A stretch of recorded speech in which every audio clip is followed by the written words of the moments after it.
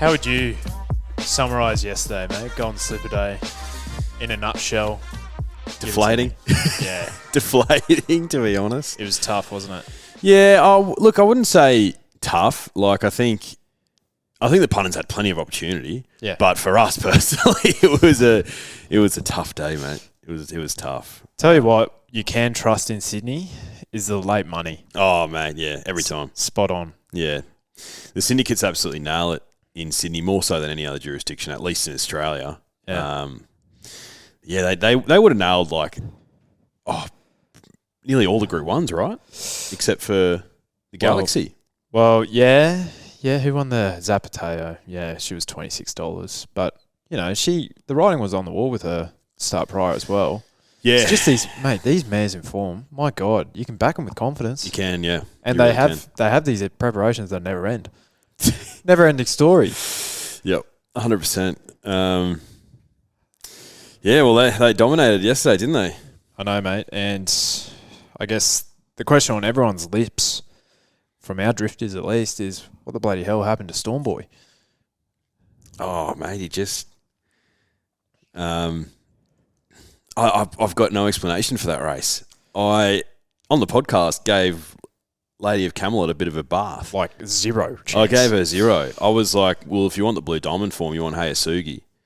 A miracle that Jamie Carr stayed on, by the way. Twice, mate. Twice, Did you see yeah. that? Unbelievable.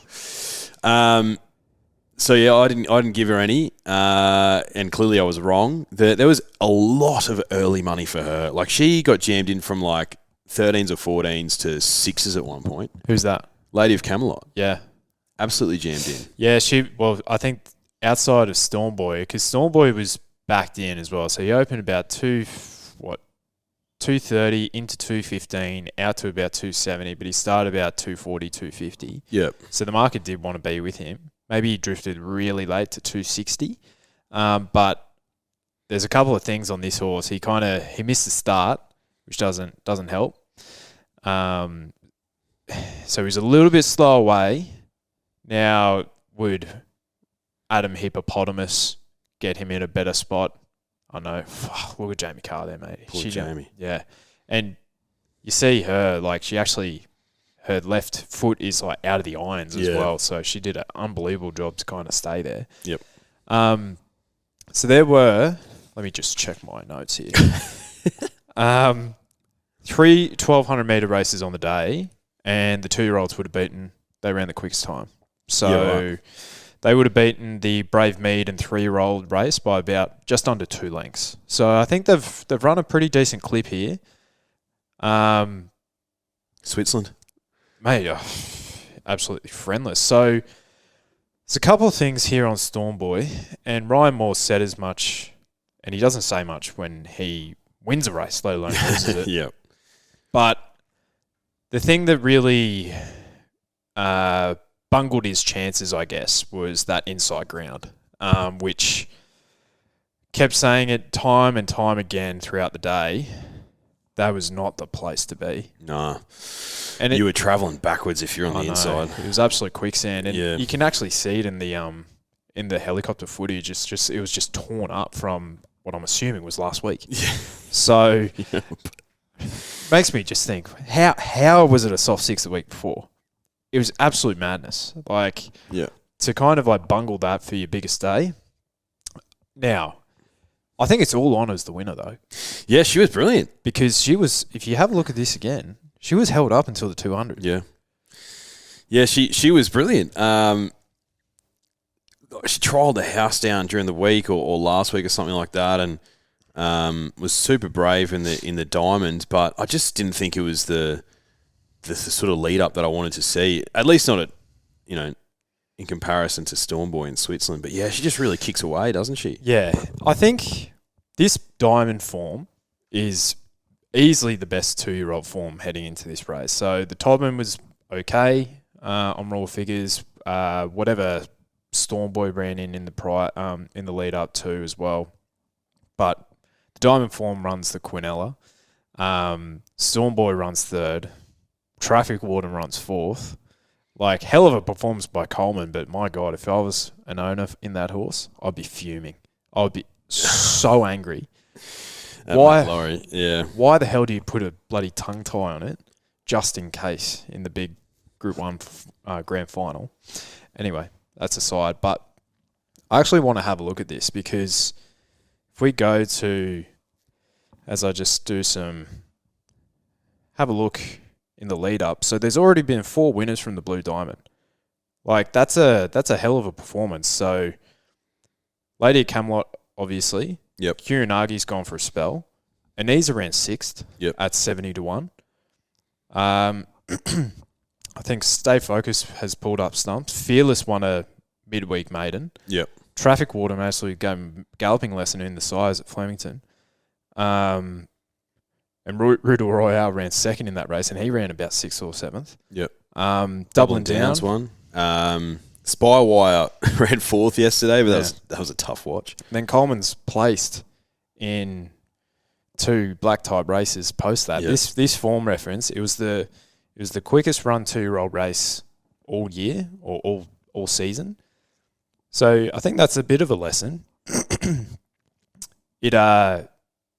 It just produced like the best horse. Yep. I think. Yeah, it did. And on the day. Yeah, on the day. And like so contrary to what I thought. I thought the Sydney form was superior. Easily leading into that. It was deflating, to be honest. Storm Boy and yeah, you're frustrated about the inside lanes being so inferior. What's the opposite of superior? Inferior. So like, yeah, it's just absolutely disappointing. But you know, all credit to the winner, like you said. It just kept happening time and time and time again, unfortunately. And it's like the horses that, like all of them, first 4 past the post, drew 6 and in. So it's like it was like they just got them in the better position. Like, unfortunately, Kieran is riding so well, and it's so disappointing that he's got that injury. So apparently, unfortunately the horse got put down, but Kieran's in good spirits, but he does have a leg injury. Right. Okay. So last time I heard, I think Channel 7 Horse Racing put up an update on their socials, but. Wash up of this. Did you see Gabe Waterhouse's reaction? Yeah. Yep. She was keen on Storm Boy, I think. Adrian Bova. Why were Adrian engaged? Did you see Adrian's screenshot? No. So there's a screenshot on Twitter, right? Him after the race, and he's like this, just basically stone faced after the lady who came past the line. Yeah. Basically, the implications of Storm Boy winning were just the upside was immeasurable. Yeah. So yeah, devastating for them. But why were Adrian and Gay so unenthused that Lady of Camelot won? Were they also in for a Cornwall kickback, Andrew Bova? Yes, mate. Of course they were. Of course they were. Money speaks, champ. Go on. Yeah, it does. Look, that's why we're so deflated. Like, because the upside, to your point, was so significant with Storm Boy winning that race. And the story's not over for him, obviously, but I think unless you're on Lady of Camelot, you are left a bit deflated, and that's what happens when a filly wins these big stallion making races, mate. Yep. In previous years, I probably would have taken on Storm Boy, and it's like I didn't have another bet on him after I got him in early markets, right? Yep. But I think one thing that we could potentially learn from that as well is he's in his first preparation. He had the 7-week let up, sure, but to go out of that from a really tough run in that Magic Millions, in retrospect, was he a little bit flat? I thought that lead up run was still really good. He was in the worst part of the track. He in the Golden Slipper, he missed the start. And he's only gone down by, 1.5 lengths. All things considered, where he is looking for further as well, I think. So, all things considered, I think you can...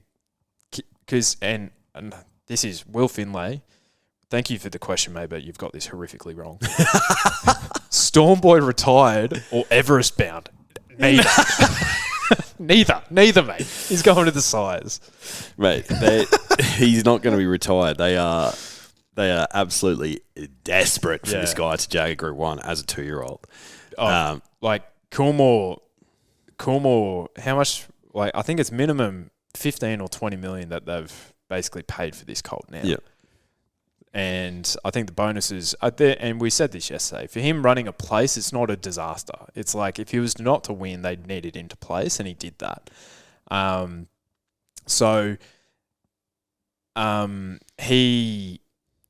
be going to the size and the Champagne if he pulls up, all things considered, because they want that 2-year-old Group 1 win. Oh, desperately. After this especially. No, he's going to continue racing for sure, and then Everest... I don't think so. No. I saw Lloydie from Mugs Punting and the Leg Up fame say that, mate, he could win the Golden Slipper, the Sires, the Champagne Stakes. I reckon he could win a Caulfield Guineas, and then he'll go in and win a Cox Plate. I'm like, holy shit, mate. That's the best horse I've ever seen if he does that. Yeah, Lloydie. But like, I'm with you, Lloydie. Like, I always... I wasn't stretching it that far, but I was keen for him to win this race, mate. Like, so disappointing, but full credit to the winner. Any others you want to take out of it?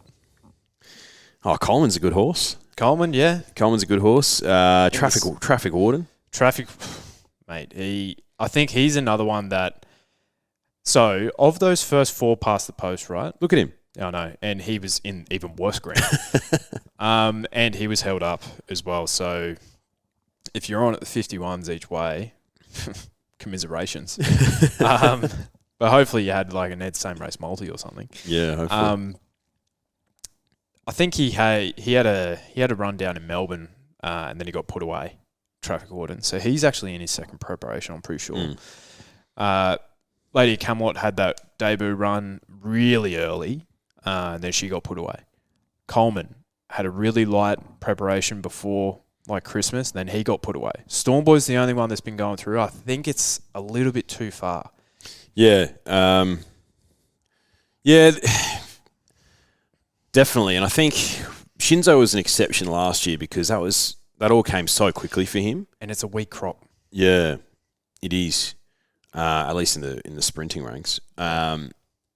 So yeah, that's a lesson for Stormboy. But I think the inferior lanes really played a part, unfortunately. And you wouldn't be saying that if this was the only race. Like we've got us two especially have a lot of evidence to suggest that the inside lanes were really inferior. Well, one that we did nail, and one of the few on the day, was the Rambet Stakes as well. Via Sistina, my goodness, but this was breathtaking. It was a phenomenal win off a very, very sedate pace. Mate, she put him to the sword. Yeah, and I think if I check my notes here again, my detective notes. Detective Dan Hutchin. So what did they do? They would have run home in the Rambet approximately, what is that, about 4.5 lengths quicker, maybe about 5 lengths quicker in the Rambet for the last 600, but on raw times and figures, the Rosehill Guineas actually ran home about 8.75 lengths quicker on overall times. So there was a bit more speed injected into the Rosehill Guineas race. So this was a bit of a sit and sprint, small field, sure, best part of the track, but this is a classy mare. Oh yeah, and her form overseas suggested that she was just better than this field. Proved to be the case. And you actually made a point yesterday about poor old Think It Over. Like he's got this in him, mate. When he's got a 2 or a 3 in front of it, and it's single figures, because he can go around at 20 to 1. He'll win at 21. He never wins at $2 ever. No. And Nash said he had an off day, which all horses they can have flat days. But yeah, and we typically see this, right? Sometimes the really, really good ones, as soon as they go past the post, they switch off. Look at her here, mate. She gets in front by 1.5 lengths. J-Max stops riding and she responds immediately, and then they run past her. Animo used to do the exact same thing. He did, yeah. Queen Elizabeth Stakes at her mercy. I hope you dived into the price before the race, Drifters. Yeah, I think in the April futures market preview, I think we were suggesting that $6 to $7 was a bet. She will not be that quote now. She is $2.50 in some markets right now. We were saying on the preview podcast as well, I was suggesting that this horse was so close to being my best bet of the day because she was just so clearly the class horse in the race. Yeah. Mate, the market. So they agreed. Because That was a go and a half. on the morning, just before scratching, she was about $3.90, which I couldn't believe. It was absolute madness. But I think on the tote, mate, she jumped at $2. Yeah. That is one of the biggest goes I've ever seen. Yep, 100%. Yeah. Buckaroo was good. Buckaroo was good. Worst part of the track again. So Ryan I thought he was just giving a bit test before the slipper, and Buckaroo got through it. But Buckaroo is also a bit of a wet tracker, so he might have offset like that. You know what I mean? Yeah, I know what you mean. So it's like he might have gone like, oh yeah, this is not too bad, but a few races later, it probably just got chopped up and it was no good. 1,400 up to 2,000 metres. That was a good performance. Yeah, it was really solid. Place to Carousel was really good. That was her first ever run on a good track as well. So, I think she'll be in there. But it just goes to show that like Buckaroo, you can pretty much classify him as a European as well. The Europeans are just going to dominate this Queen Elizabeth. Oh, they have to, mate. Like I said in the preview podcast, like this is not a vintage Group 1 at all. But look, in retrospect, Via Sistina, Place to Carousel, Buckaroo. Yeah. Fastnet Rock, mate. So he was involved in one way or another, whether he was the sire of the winners or the sire of the dam of the winners. I think 3 of the 5. Yeah. Aussie sire. Yeah. And he has a massive imprint in Europe. He does. Yeah. He does a very, very good lift. I was arrogant on Tom Kitty. It was his time. Mate, it was Kitty Cat Tom's time, and Hugh got him in such a sexy position. Oh, I was like, look at him smoking his pipe. And I was like, he's taking the corner. And we just saw Buckaroo make ground. I was like, yes, he's just going to kick away now. He didn't. He didn't kick away at all. He faded to like 7th or 8th. But look at these lanes. I know. Yeah.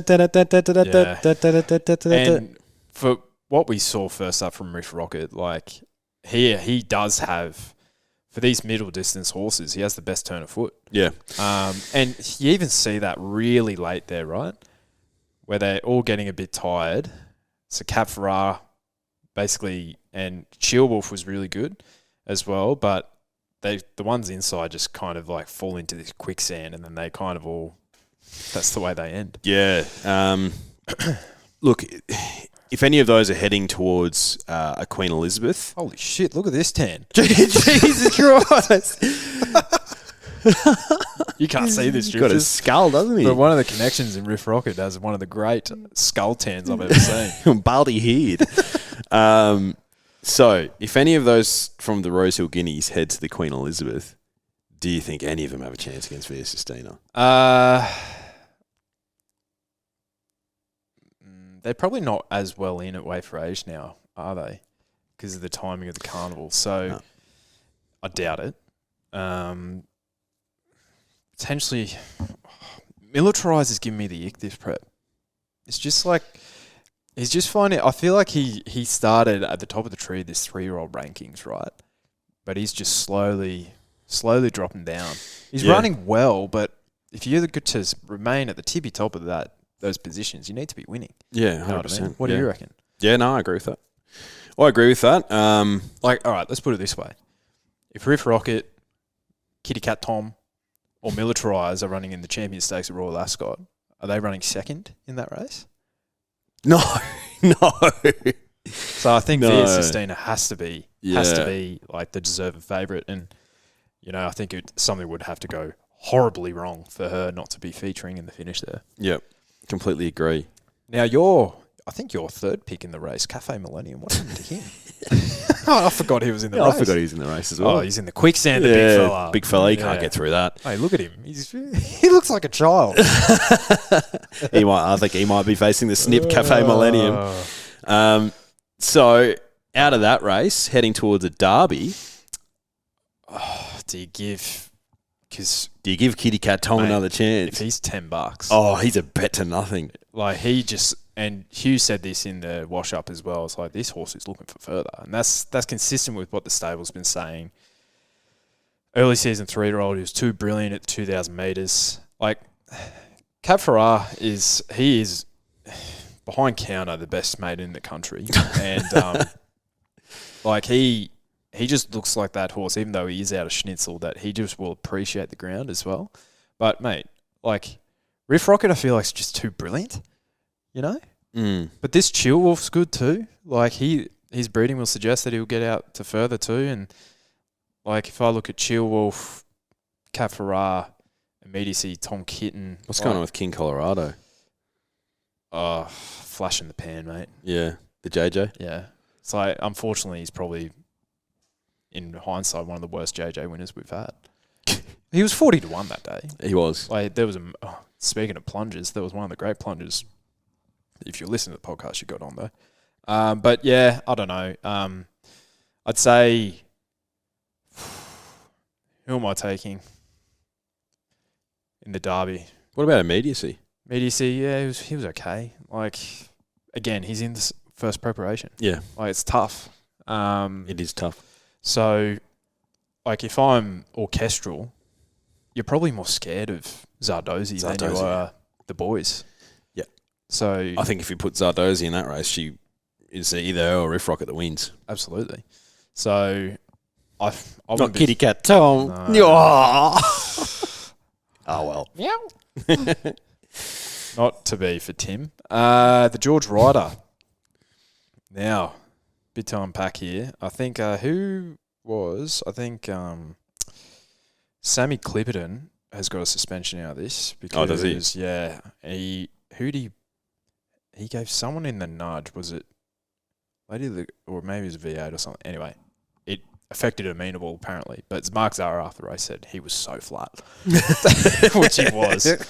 I think at weight for age, 1,500 metres, Amenable not his jam. He was being hard ridden a long way from home, so he needs to step back in grade. But V8, mate, Damien Lane said it post-race as well.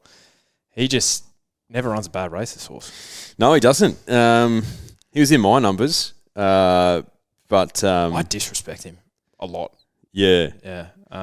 We both had Lady Laguna in our numbers too. She is, mate, she has to be most improved. Oh, easily. In the autumn.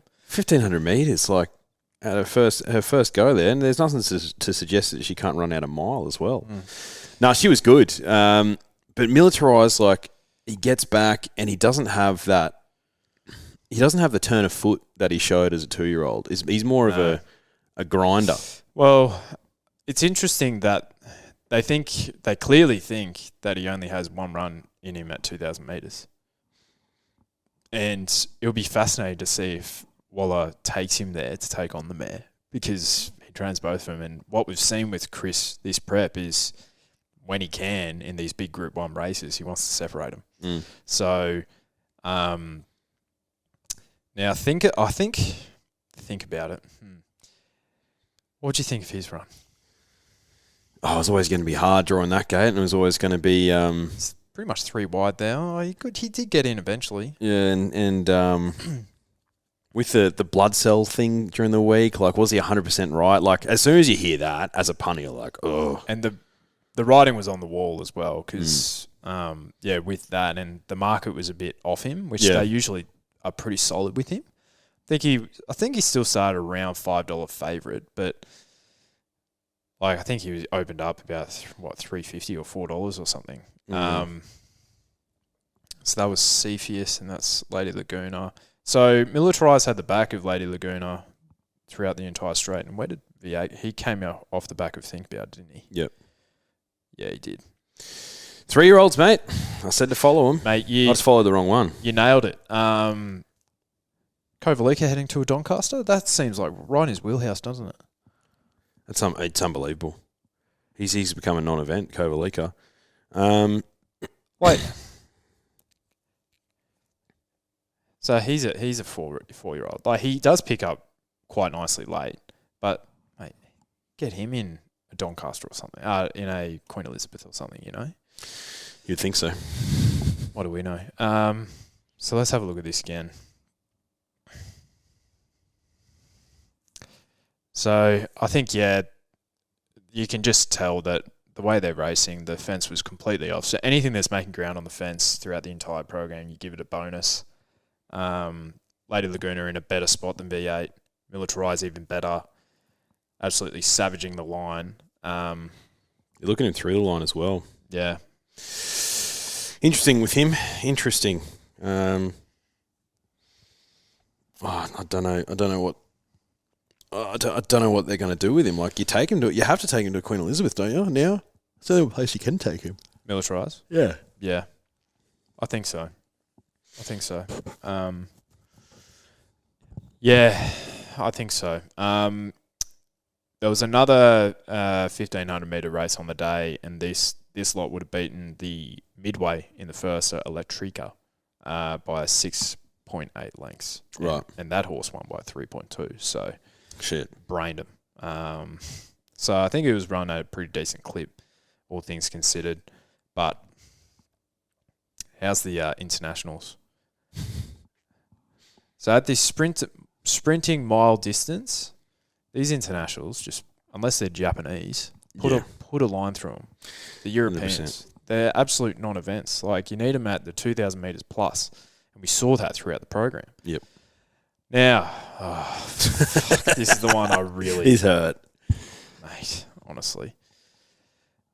He's hurt, mate. The second coming of Jesus Christ himself, Jason Collette, gave Sunshine in Paris a sensational ride. He did.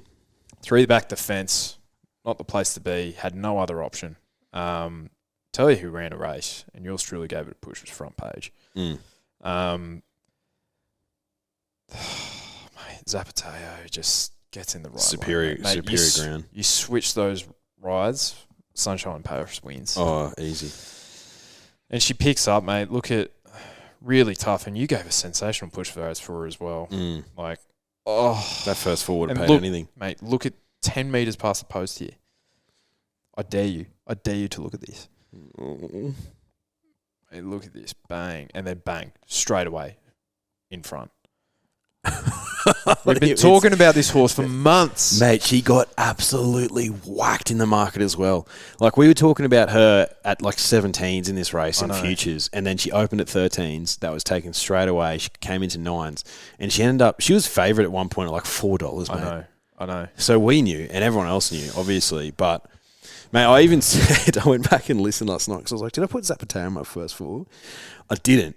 But I said, mate, even Zapateo could win this race, at the end of it. Like, honestly, I shouldn't have said that because if I didn't, she wouldn't have won. No, I think, and correct me if I'm wrong because I didn't listen back, but I said, like, if you like Af Cabin and like passive aggressive, Zapateo is another one because she was really, really good first up. Yeah, she was.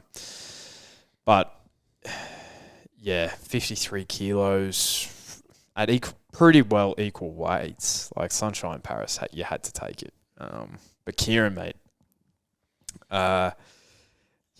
he gave this horse a sensational ride. It's such a shame because, like, he's been one of our whipping boys on this podcast, but we give credit where it's due, and he's been in phenomenal form.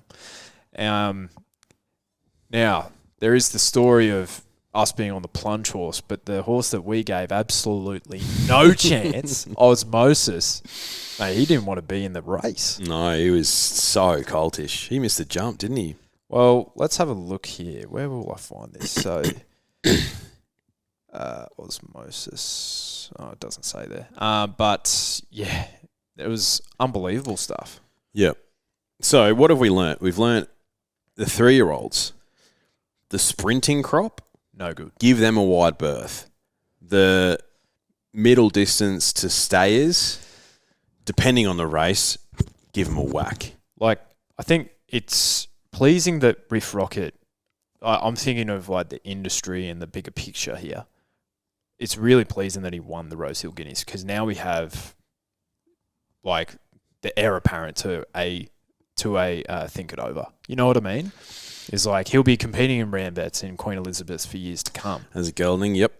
But I think best 3-year-old, would it be Riff Rocket? I think so. I think you have to say Riff Rocket. V8's close by.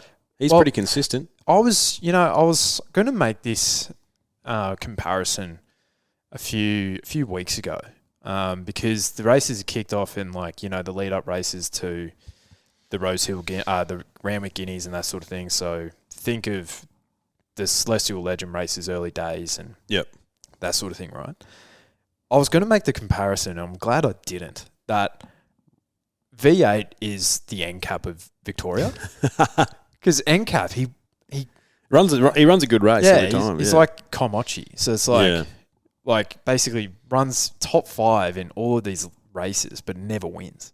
But V8, I feel like it was a little bit unfair because I'm like, oh, actually, he does win, but he doesn't win the grand final. But, he did. Yeah. Yeah, he did.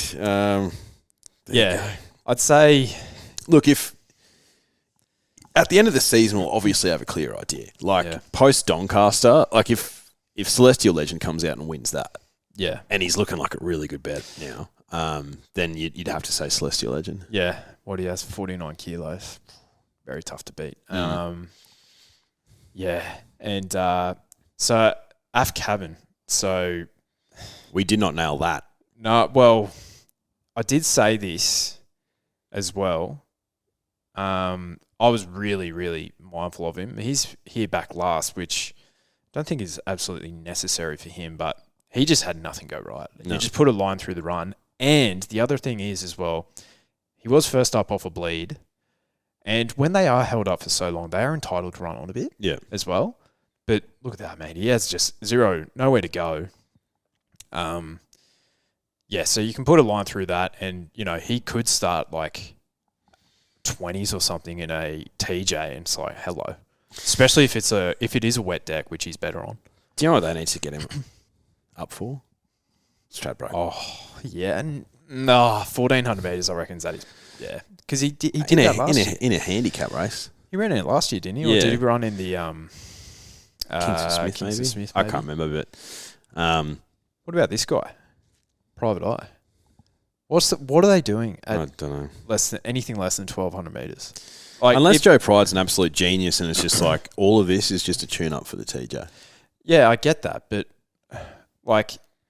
2 runs at 1,000, this at 1,100 where he's top 8 and still supported by the market. Yeah. I didn't understand any of that. And we said as much on the podcast as well. It's I think to get him under 1,200 metres as a winner, you need to back him first up at 1,100 metres. Yep. That's where he's a betting prospect. Anything other than that, you can give him a wide berth, I feel, because he's a miler. Yeah. He's proven that. Yeah. He has a really electric turn of foot. And it's some of his best runs have been down the straight at Flemington as well. Yeah. And it's you almost need a 1,300 metre horse for those races. So the other wash-up, Derry Grove bled both nostrils. Oh. So he'll be out for about 3 months as well, which is one of mine, so that's not good to see. But between us, mate, we had 2nd, 3rd and 4th and 6th. So we've gone pretty close. Yeah. Yep. Not a bad effort. And 3rd last. All right. We should go check out Imperatriz as I kind of pad here, but she was good. She was good, mate. But the thing that's coming out of this race is, who is Johnny Rockhart? he ran the house down. Mate, he's, as I said to you just before, he's absolutely murdered his own rating. I think he was what was he? He was a 72 rater or something going into this race. He won't. That will cease to exist now. That horse has been coming from his lead-up run. He was running against Midtown Boss in a benchmark 78 handicap at the Valley. What did he carry? He carried 56 kilos. So before that, he was in a benchmark 70. Well done if you got that, Quincy, or if you had him in your Ned's same race multi. Oh, yeah, full credit to you. Imperatriz at the Valley, mate, she just gets around so well. Yeah. And I think it is fair to say that she isn't going as well as she was in the spring. No, she's not. So in the TJ, I don't think it's I'd almost be looking for someone to beat her.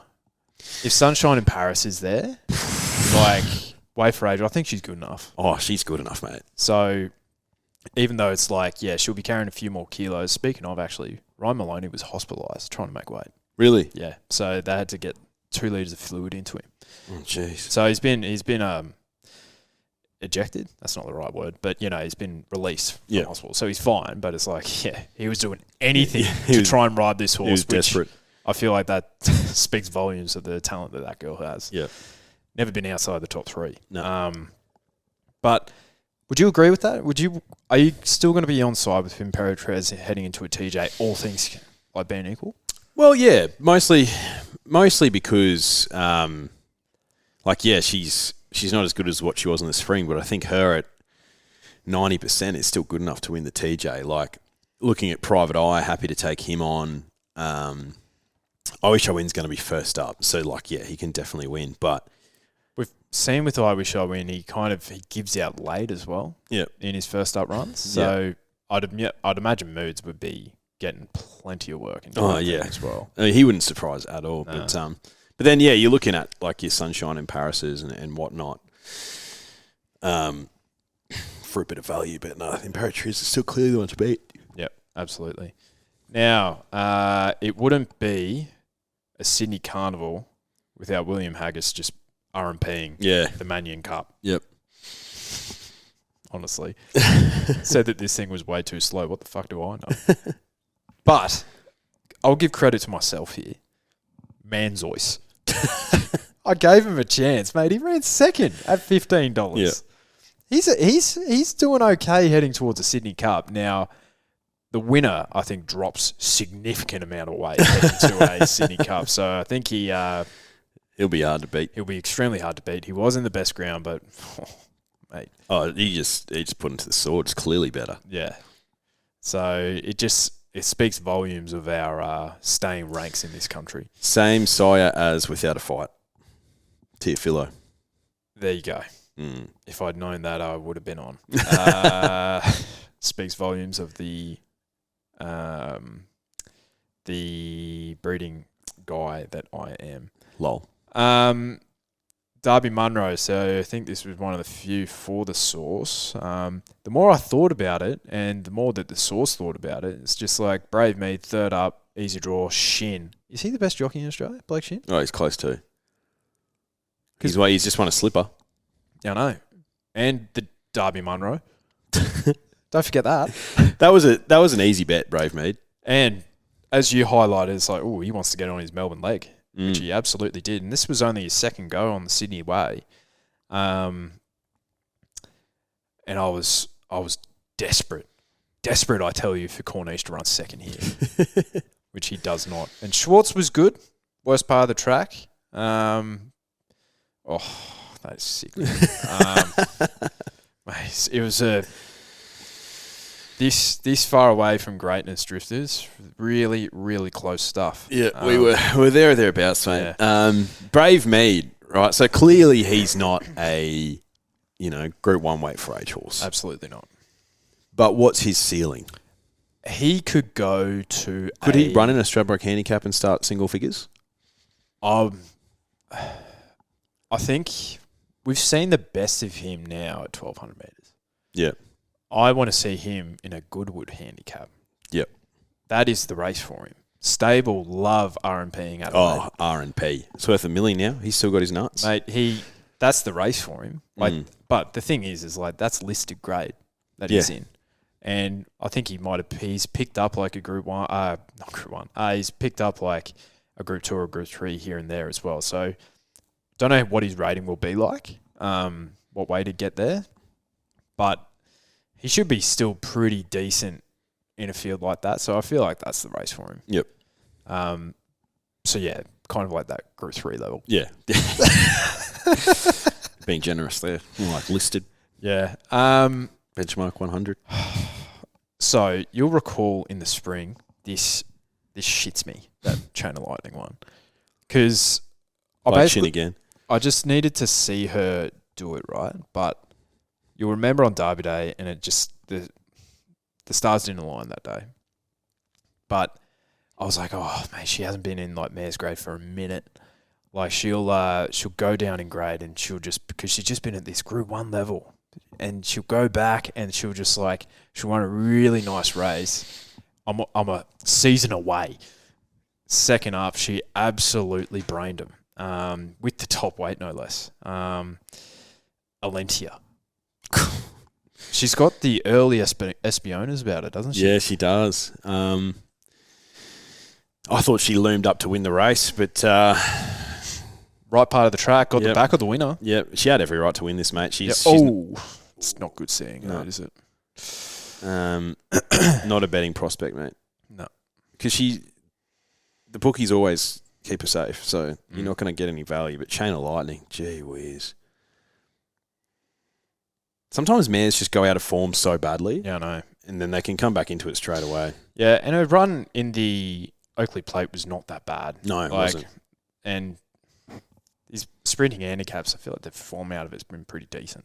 So, anyway, it is what it is. Now, was there anything else of note in...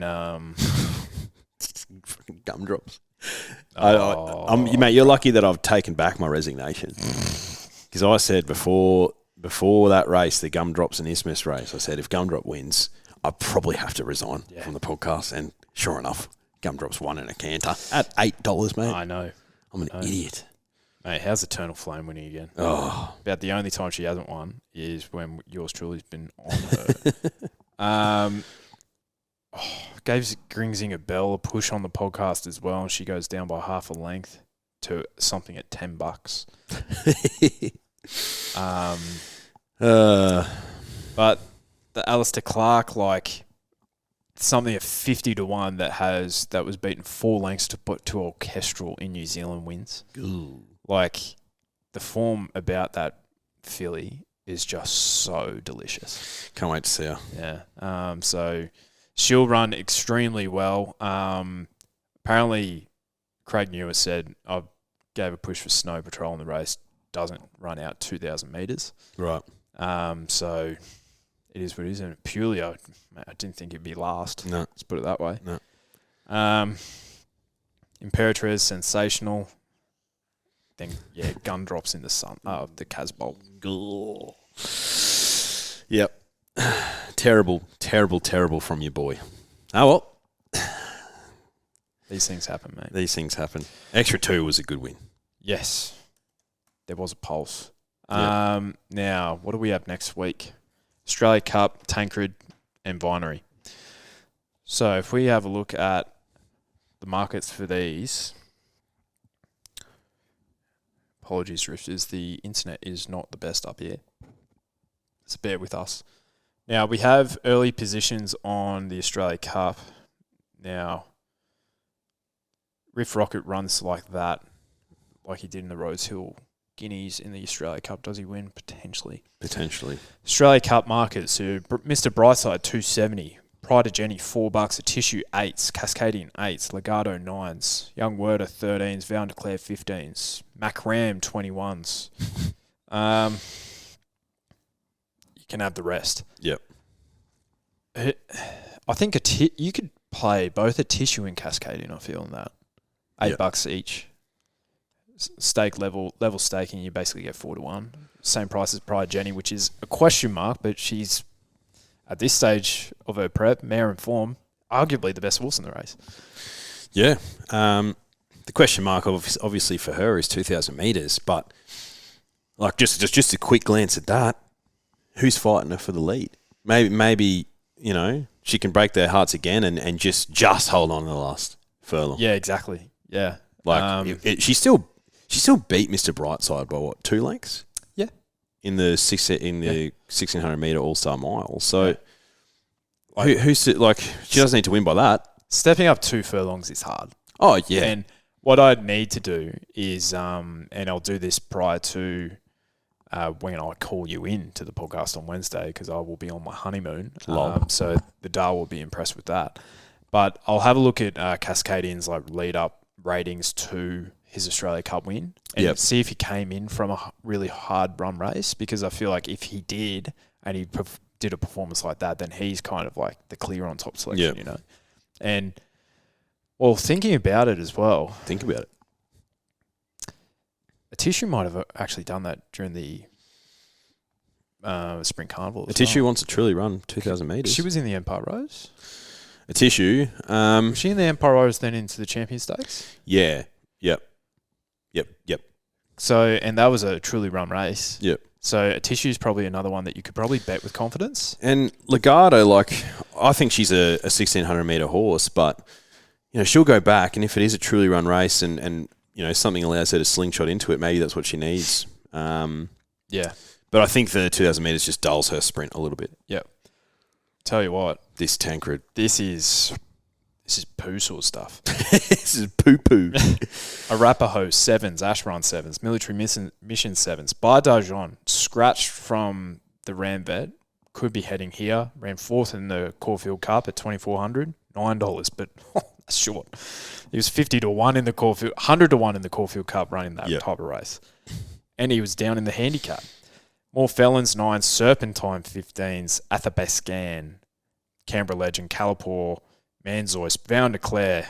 Vow and Declare will be heading to Flemington. Poptronic, not sure who that horse is. Carini, possibly. You go down the list here and it's awfully thin. Potentially, I'd have to look at what Sharp and Smart's been doing over in New Zealand. He was in that Legato race and he wasn't great. Okay. Oof. Yeah, this is one of the stinkiest Group 1s I've seen for a minute. Yep. Potentially Rapo could go back to back, who knows. And then, the Vinery. So, 2,000 metres for the fillies. Orchestral 230, or Zardozi 380. Who is this thing? Mayor of St. Beulah. Mayor of Mount Beulah. Mount Beulah, St. Beulah. We'll have to do some research about that thing because I have zero idea. I said Molly Knickers wasn't a bet at $2. Yeah, and you were right. The held up are really unlucky runs.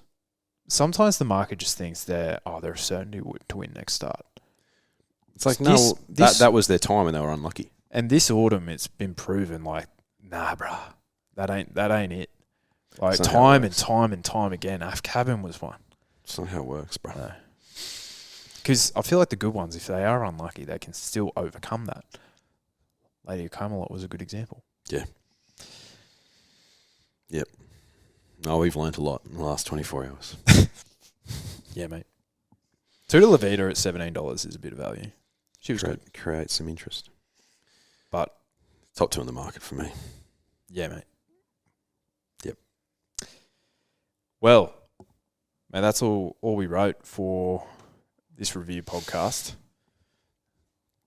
It's going to be a good couple of days, I feel. Yeah, I feel like there's something on. Yeah, mate. It's the we're playing away. Yes. For good reason. Mm-hmm. Tying the knot very shortly. Good horse. Yep. Good horse. Good to have in your stable. Yep. And looking forward to it. And like you said, you'll call me in and we can discuss it with the Drifters next week. Exactly right, mate. And potentially we'll be back to regularly scheduled programming on the review podcast, but that is yet to be seen. Movements are still up in the air, so we'll let you know. But next time you see your boy, he'll be a married man. Yeah. Hectic shit. Yeah. Real hectic shit. I'll be matching you with a little bit of bling on the finger. If you like it, then you should put it on. Nah, exciting stuff, mate. But thanks, Drifters. Hope you enjoy. Hope you found a few yesterday. And, onwards and upwards. Hooroo.